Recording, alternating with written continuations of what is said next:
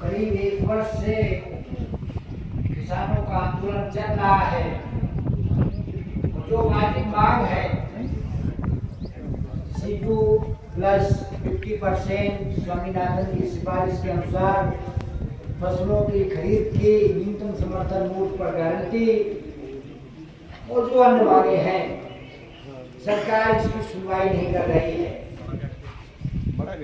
तो सबसे पहले जो हमारा अभियान है रोजगार अधिकार अभियान, उसकी तरफ से किसान आंदोलन का हमारा पूरा समर्थन है। और मुझे यकीन है जिस तरह से 3 काले कानूनों के खिलाफ लड़ाई में किसानों ने विजय हासिल की थी और केंद्र की मोदी सरकार को पीछे हटना पड़ा था, उसी तरह से इस बार भी केंद्र सरकार को किसानों की मांगें स्वीकार करनी पड़ेगी।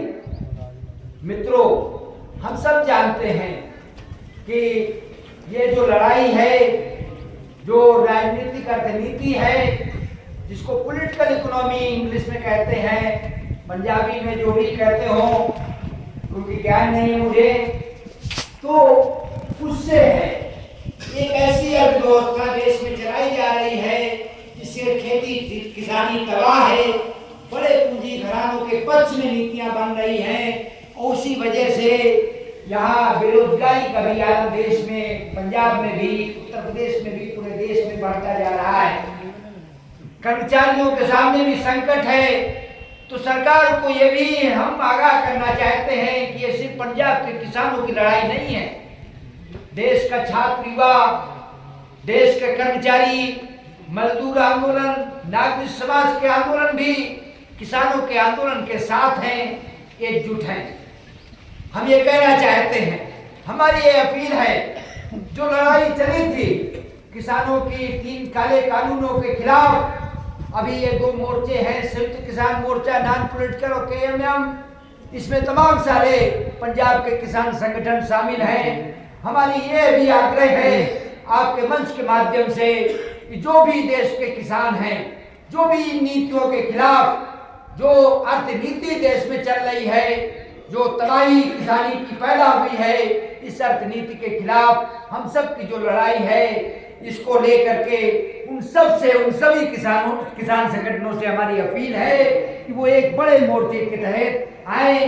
वो चाहे जहां पर हो, उत्तर प्रदेश में हो, दक्षिण भारत में हो, जिस तरह से 2021 में लड़ाई चली थी, उसी तरह की जरूरत आज भी है।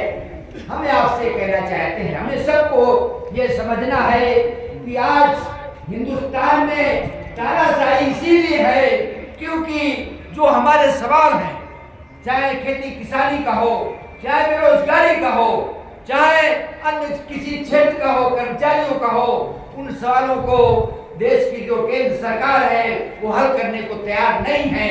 इसीलिए आपस में फूट डालने के लिए तमाम सारा एजेंडा देश में चल रहा है, लेकिन हम विश्वास दिलाना चाहते हैं सरकार इसमें कामयाब नहीं होगी।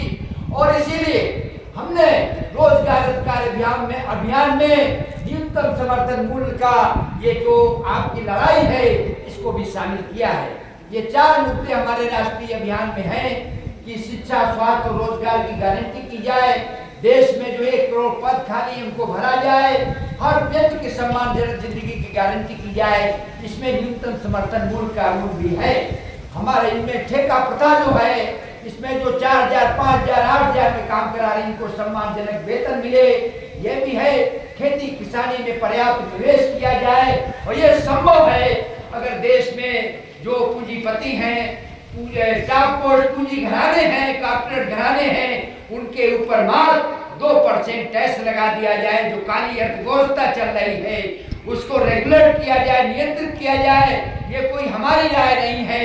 प्रभात पटनायक जी हैं, देश के जाने माने अर्थशास्त्री हैं, अरुण कुमार जी हैं इस अभियान में, प्रशांत भूषण एडवोकेट हैं, बहुत सारे लोग हैं इस अभियान में। उन सब की ये राय है कि ये पूंजीपतियों पर टैक्स लगाया जाए तो 40-50 लाख करोड़ आ जाएगा और उससे एमएसपी भी दी जा सकती है, उसके रोजगार का सवाल भी हल हो सकता है, उसके जो आम आदमी के सवाल हैं, सामाजिक सुरक्षा का सवाल है, महिलाओं का सवाल है, इन सब सवालों को हल किया जा सकता है। अंत में हमारी यह अपील है, केंद्र सरकार से गुजारिश है कि अभी भी समय है, ये जो 59 दिन से हमारे डंडेवाल साहब हम अनशन कर रहे हैं, अपील है कि जो वार्ता 14 तारीख को बुलाई गई है उसमें ये जो ठोस बात अभी नहीं की जा रही है, ठोस बात जो एमएसपी की है, न्यूनतम समर्थन मूल्य की है, C2 प्लस 50% के आधार पर है, इस पर ठोस प्रस्ताव सरकार लाए और इसको हल करे। धन्यवाद। इंकलाब जिंदाबाद।